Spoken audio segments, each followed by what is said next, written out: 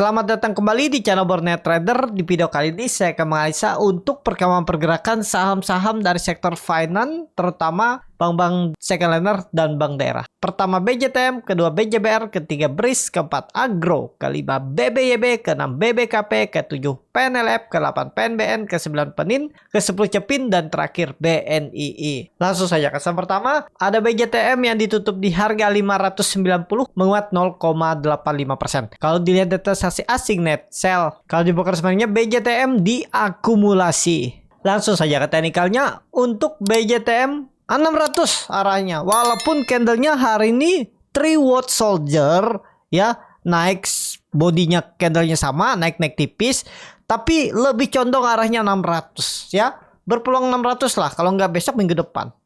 Itu aja untuk BJTM. Dan BJTM sekarang, kalau menurut saya sekarang BJTM tetap masih pakai 550, tapi kalaupun ada koreksi itu maksimal swing low-nya 2024 dan siap-siap uptrend. Mudah-mudahan kalau memang mau bertahan di atas 570, berarti 1-2 minggu ke depan dia sudah bergerak di atas 600. Menarik kalau dia bergerak di atas 600 untuk BJTM. Itu aja kalau menurut saya. Bagi Bapak Ibu yang punya dari bawah atas, ya saatnya lah. Ya seperti analisa saya sebelumnya, kumpulin aja 580 sampai 570. Kalau jelek-jeleknya kumpulin lagi di 560, 550. Udah diem, tinggal tunggu. Punya average di bawah 600, di bawah 620 tuh bagus BJTM saat ini. Tinggal nunggu momentum dia breakout, nantinya ISG bullish tembus all time high-nya, BJTM akan uptrend lagi itu ya. Jadi seperti itu aja untuk BJTM. Lanjut. Langsung saja ke saham selanjutnya, ada BJBR yang ditutup di harga 995 sama harga penutupan hari sebelumnya. Kalau dilihat data saksi asing net buy, kalau di broker semuanya BJBR di distribusi. Langsung saja ke tekniknya, BJBR kondisi sekarang berpeluang rebound sih. Kalau dia tembus 1000 besok, minggu depan tuh arahnya 1060. Ada potensi upset 6%. Nggak usah minggu depan, targetkan aja 2 minggu ke depan ya, sampai akhir bulan. Targetnya 1060. Jadi risknya cuma 3%, rewardnya 2 kali lipatnya 6%. Kalau Bapak Ibu berminat BJBR, ada peluang. Itu aja untuk BJBR ya.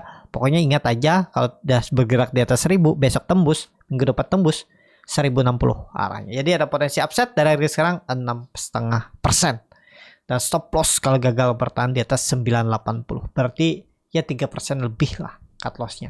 Udah cut aja dulu. Itu aja untuk BJBR. Lanjut.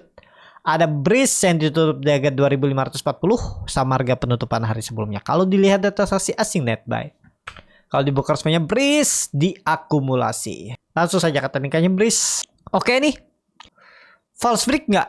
Kayaknya nggak ya, biarpun kelihatannya dia masuk. Kemungkinan besok koreksi tipis, kayaknya nggak lebih dari 2470. Kalaupun koreksi, berarti kalaupun maksimal koreksinya ya 7%. 7%. 2,5 sampai maksimal 3% itu menurut saya tangkap untuk BRIS buy on support. Kalau kondisi sekarang menurut saya BRIS ISG bullish, BRIS 2800 lagi. Kenapa saya bilang seperti itu? Ini berpotensi besar false breakdown ya. Harusnya nggak lebih turunannya ya dari 2470. Itu untuk BRIS, menarik juga diperhatikan.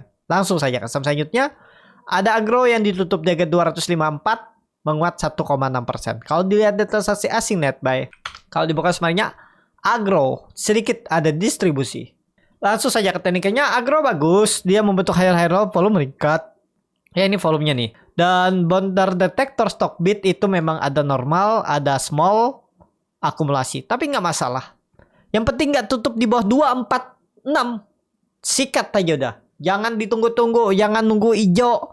Ya, ini kesempatan Bapak Ibu dapat harga bawah ya. Semua ada resikonya Bapak Ibu. Kalau mau beli saat hijau memang bisa ditarik naik lebih tinggi kayak BRPT mungkin kemarin hari ini ya. Beli mungkin dikenaikan 10% di bawah arah ya, tapi itu jarang-jarang terjadi. Hati-hati. Kalau mau beli ya saat inilah. Kalau Bapak Ibu nekat ya, kalau Bapak Ibu yakin ini saham-saham big bank atau sektor finance second liner-nya rebound, ya ini Bapak Ibu lihat volume meningkat. Harusnya digas, bisa lah. Mudah-mudahan ya 270 sampai 1-2 minggu ke depan. Itu aja untuk Agro. Itu aja untuk Agro. Lanjut, ada BBYB yang ditutup di harga 240 menguat 4,34%. Kalau dilihat data transaksi asing net buy, kalau di broker semuanya BBYB diakumulasi. Nih akumulasi ya, satu normal distribusi CJP nggak masalah, karena dia sudah balik di atas 240 aman. Mudah-mudahan ini benar-benar konfirmasi false breakdown. Dan kondisi sekarang Bapak Ibu bisa pakai 230 support, jebol itu buang aja, berarti pola dead cat bone. Nah seperti ini nih Bapak Ibu, simple sudah. Wah ini buy on breakout aja boleh. Dia turun lagi jebol buang, daripada dibawa ke 200 potensi arah. Kalau dia jebol 230 ya udah, itu aja caranya. Kalau Bapak Ibu nawar di bawah takutnya nggak dikasih, atau pakai strategi antrikan aja di beberapa harga sampai 230, misalnya 240, 238, 236, 234, 232, 230 ya silahkan. Menarik nih kalau BBYB besok bisa tembus 250. Konfirmasi bisa reversal juga. Sudah swing low ya, targetnya 280, 300 lagi untuk BBYB. Menarik BBYB diperhatikan. Lanjut, ada BBKP yang ditutup di harga 65 menguat 1,56%. Kalau dilihat data transaksi asing net sell, kalau di broker semuanya BBKP diakumulasi. Luar biasa BBKP kemarinnya naik 12% ya. Ya kondisi sekarang udah aman nggak? Aman ya ini. Kalau Bapak Ibu juga ingat ya, kalau dia ada di atas 60 tuh perhatikan, kalau memang ada buying power volume besar nekat beli.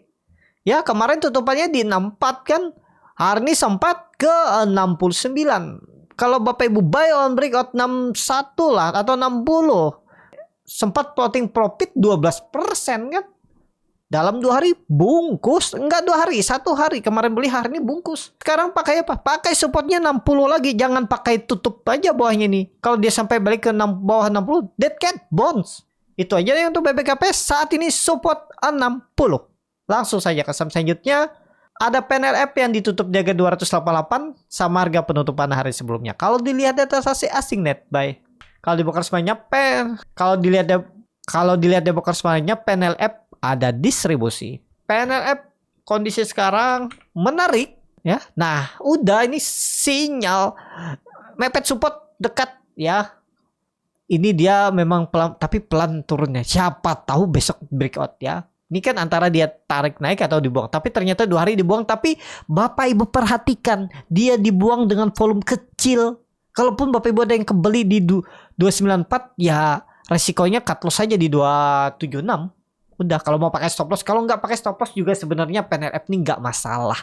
Tapi bagi sebagai trader itu rugi waktu kalau menunggu lama, apalagi berbulan-bulan di bawah tuh rugi waktu. Misalnya cut lossnya cuma 5%, 6%.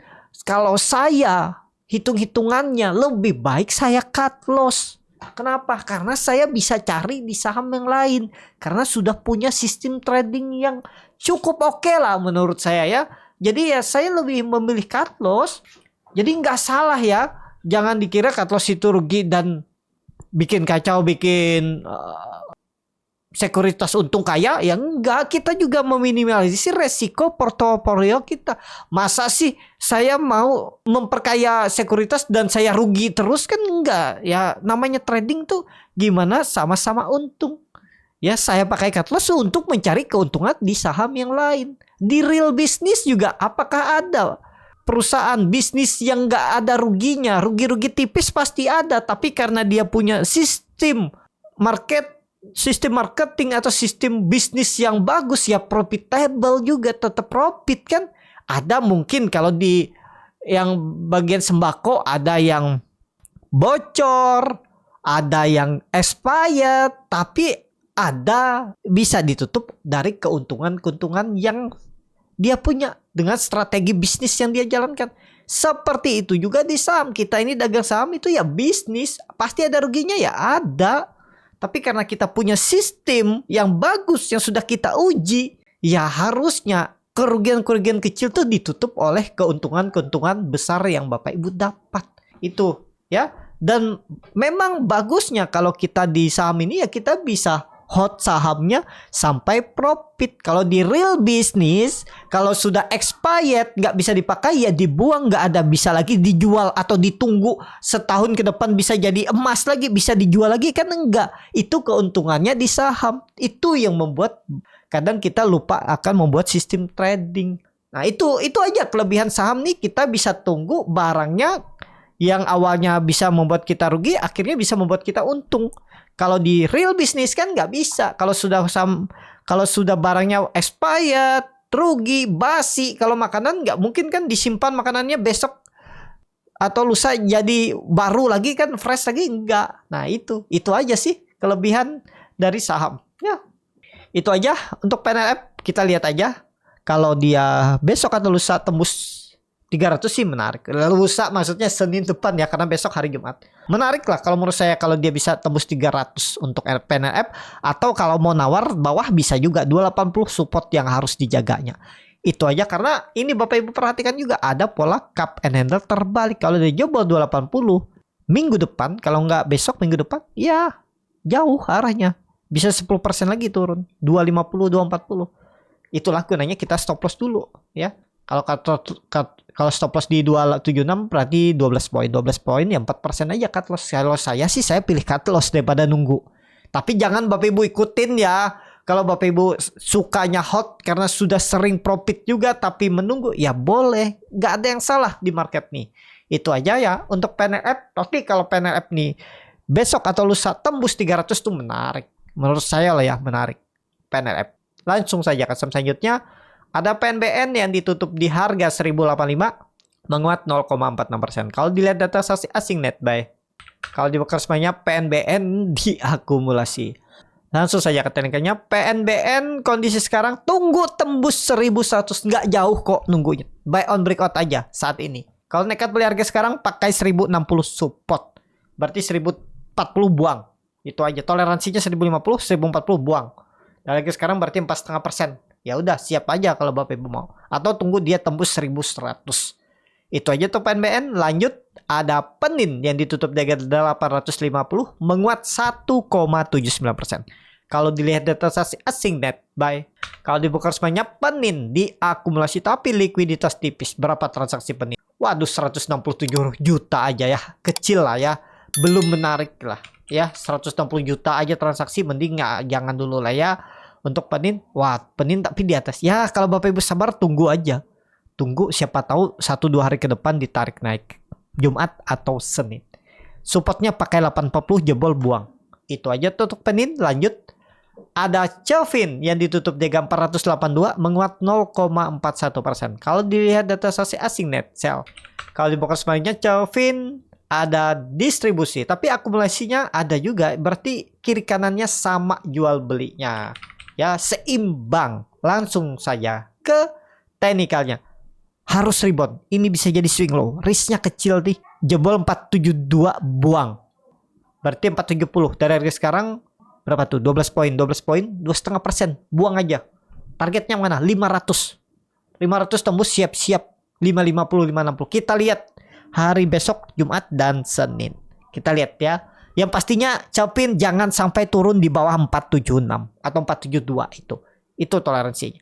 Ya, nggak perlu pakai bawah ini ya. Kalau Bapak Ibu mau kasih toleransi rugi-rugi waktu silahkan 460 average down di situ atau tunggu di situ juga boleh. Tapi mestinya kalau mau bagus, memang ISG ada potensi bullish, besok atau Senin dah bergerak di atas 490 kemungkinan besar untuk Celvin. Tapi ini disclaimer baru analisa saya. Langsung saja ke saham terakhir. Ada BNI yang ditutup di harga 228 menguat 0,88%. Kalau dilihat data saksi asing net buy. Kalau dibuka semuanya BNI diakumulasi. BNI waduh transaksinya kecil juga ya. 146 juta. Jadi belum lah. Mending saham-saham yang rame ya. Yang rame ditransaksikan. Yang sering muncul di running. Tapi jangan juga saham-saham yang crossing-crossing. Dan BNI berpotensi rebound. Kalau menurut saya berpotensi rebound 1-2 minggu ke depan arahnya 240, 246 itu ya untuk BNI. Jadi seperti itu aja. Kalau beli harga sekarang supportnya pakai 220, jebol itu buang aja. Sekarang kan di berapa? 228, risknya kecil tuh. Ini bisa ya. Kemarin juga saya bilang beli aja kan di 224, 226, 222. Targetkan aja 444 dan stop lossnya di 216, 3%, profitnya 8%. Jadi risk reward 1/2. Cukup oke untuk BNI. Seperti itu. Tapi likuiditas tipis. Cukup sampai di sini video kali ini. Terima kasih untuk Bapak Ibu dan teman-teman yang sudah menonton video ini sampai selesai. Apabila channel Borneo Trader ini bermanfaat dan bisa menjadi bahan pertimbangan Bapak Ibu dalam membeli, menyimpan, dan menjual sahamnya, bisa klik tombol subscribe dan nyalakan lonceng notifikasi. Ada kritik, saran, ataupun pertanyaan bisa langsung tinggalkan di kolom komentar. Bagi Bapak Ibu dan teman-teman yang baru belajar trading, masih bingung memilih saham, bingung membuat trading plan, bisa join trading bersama Borneo Trader. Nanti dipilihkan saham-sahamnya dan dibuatkan trading plan-nya beserta chatnya dan juga free konsultasi portfolio. Kalau tertarik, DM Instagram Borneo Trader. Sampai ketemu, tetap semangat dan semoga bisa terus cuan.